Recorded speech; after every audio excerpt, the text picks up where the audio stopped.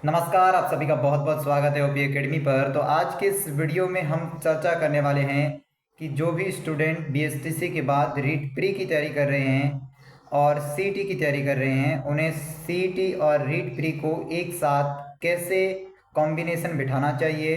क्या पहले सीटी की तैयारी करनी चाहिए या फिर रीट प्री में अब से लग जाना चाहिए। इन सभी सवालों का जवाब आज के इस वीडियो में मैं आपको देने वाला हूं। वीडियो बहुत छोटी होगी लेकिन आपके लिए हेल्पफुल होगी। आप सीटी की तैयारी बहुत कम समय में कैसे कर सकते हैं और रीट को भी बड़ी आसानी से कैसे क्रैक कर सकते हैं, और जिनका बीएसटीसी में नहीं हुआ है उन्हें फिर से बीएसटीसी की तैयारी करनी चाहिए या सीटी की तैयारी करनी चाहिए, इन सभी के बारे में आज के इस वीडियो में चर्चा करने वाले हैं। तो चलिए सबसे पहले अपन आपके एक एक सवालों को लेते हुए समझते जाते हैं। सबसे पहले बात कर लेते हैं कि आपको रीट प्री की तैयारी करनी चाहिए या सीटी की तैयारी करनी चाहिए। जी हाँ, अधिकांश स्टूडेंट सीटी में ऐसे हैं जो बीएसटीसी की तैयारी करके बाद में सीटी का एग्ज़ाम देंगे, यानी कि उन्होंने पहले कहीं ना कहीं 12वीं पास करके एक बार बीएसटीसी का एग्ज़ाम दिया है, बाकी कोई एग्ज़ाम नहीं दिया है। तो वो स्टूडेंट अधिकांश 12वीं पास वाले हैं, और उसमें कुछ स्टूडेंट ऐसे हैं जिनकी ग्रेजुएशन भी हो रखी है। तो पहले बात करते हैं कि जिनकी सीटी 12वीं वाली देनी है, जो कि अक्टूबर में एग्ज़ाम है 23 अक्टूबर को। तो 23 से 25 अक्टूबर के बीच जो आपके एग्ज़ाम है सीटी के, उसमें आपको क्या करना है, जो सीटी 12वीं लेवल देने वाले हैं उनको क्या करना है। तो उनको सबसे पहले बता दूं, आपकी जो रीट की परीक्षा है वो जनवरी से मार्च के बीच होगी, यानी कि 2026 में आपका एग्ज़ाम रीट का नहीं होने वाला है। इसलिए आपको फिलहाल अक्टूबर तक पूरी तरह से सीटी में ही लगना है, पूरी तरह से सीटी की ही तैयारी करनी है। पहले सीटी की तैयारी करो। सीटी में और रीट में आधा सिलेबस सेम है, तो आपका आधा सिलेबस इसमें तैयार हो जाएगा, और फिर जो बचेगा आधा सिलेबस वो आप आराम से 3-4 महीने में कवर कर दोगे। रीट प्री इतना कोई हार्ड सिलेबस नहीं होता है, उसमें बस एक अलग अलग पोर्शन होता है, उस पोर्शन के हिसाब से आप तैयारी करोगे तो आपको इतना ज़्यादा टाइम नहीं लगेगा। एक मनोविज्ञान और थोड़ी बहुत अगर आप पर्यावरण भी तैयार कर लेंगे तो आपका बाकी वाला सारा मैटर आपके सीटी में ही क्लियर हो रहा है। तो रीट और सीटी में पहले आपको सीटी की तैयारी करनी चाहिए, बाद में आप रीट प्री में लग सकते हैं अक्टूबर के बाद। और जिनका सीटी ग्रेजुएशन देने का प्लान है वो आप दिसंबर तक थोड़ी बहुत सीटी की तैयारी करते रहिएगा अक्टूबर के बाद, और अक्टूबर के जैसे ही आपकी बारी वाली सीटी हो जाए उसके बाद थोड़ी थोड़ी रीट की शुरू कर दीजिए, और दिसंबर में सीटी ग्रेजुएशन होने के बाद पूरी तरह से रीट प्री में लग जाना है। तो रीट प्री का सिलेबस इतना हार्ड नहीं है, आपको थोड़े थोड़े सब्जेक्ट अगर पढ़ते जाओगे दिसंबर के बाद तो भी आपके वो रीट प्री का एग्ज़ाम क्लियर हो जाएगा।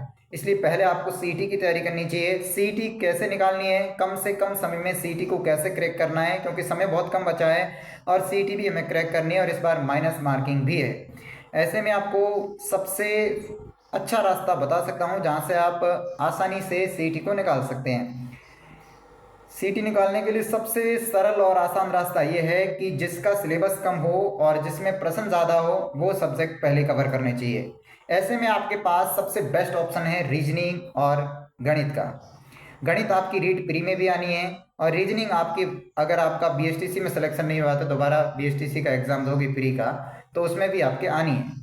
तो रीजनिंग और गणित को कम से कम 2 घंटे रोज़ दें, और आने वाले 50 दिन के अंदर आपकी रीजनिंग गणित अच्छे से तैयार हो गई तो यकीन मानना 20 प्रश्न आपके रीजनिंग गणित आसानी से सही करवा देगी। तो 20 प्रश्न का मटेरियल आप यहाँ से कवर कर लोगे।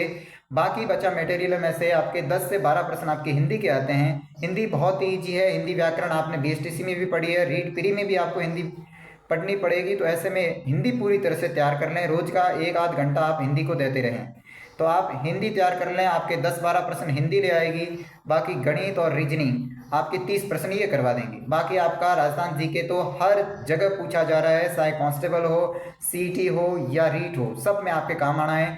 तो राजस्थान जीके में विशेष तौर पे भूगोल पे ध्यान दें। भूगोल में हर साल सवाल सबसे ज़्यादा आते हैं, हर सब्जेक्ट में से भूगोल सबसे ज़्यादा पूछी जा रही है।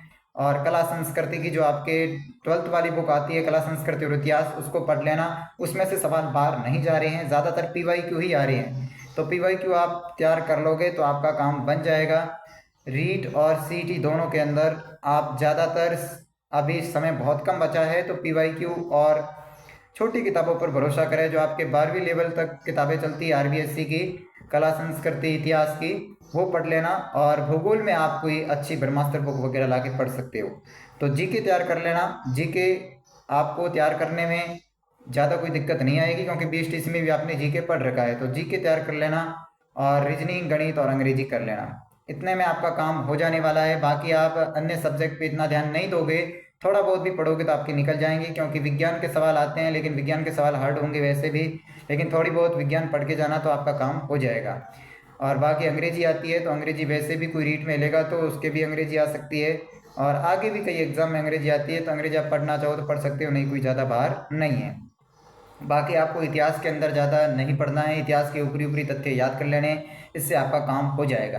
तो पहले सीईटी करिए, सीईटी के बाद सीईटी ग्रेजुएशन का एग्ज़ाम करने के साथ साथ आप थोड़ी बहुत रीट की तैयारी शुरू कर देना, और लास्ट टाइम आप रीट प्री की पूरी तरह से तैयारी करके वहाँ से रीट निकाल लेना। तो ये आपकी स्ट्रेटजी है, पहले सीईटी देनी है, सीईटी के बाद आपको रीट प्री निकालना है।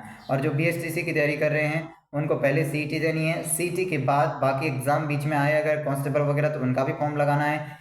साथ साथ में बीएसटीसी की तैयारी करनी है। बीएसटीसी में आपकी रीजनिंग पहले से तैयार होगी, अगर जीके तैयार होगा तो आराम से आपको अगली बीएसटीसी के अंदर सिलेक्शन मिल जाएगा। तो ये है आपकी स्ट्रेटजी।